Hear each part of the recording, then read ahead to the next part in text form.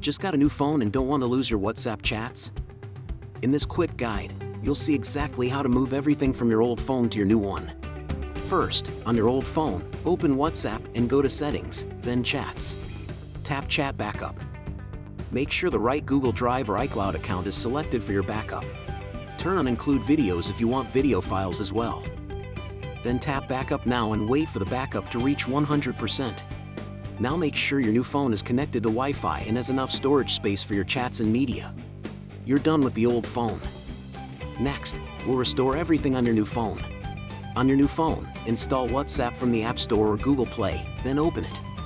Agree to the terms, then when asked, enter the same phone number you used on your old device. You'll get a verification code by SMS or call. Type that code to verify your number. After verification, WhatsApp will detect your backup. Tap Restore, then wait while your chats and media are copied.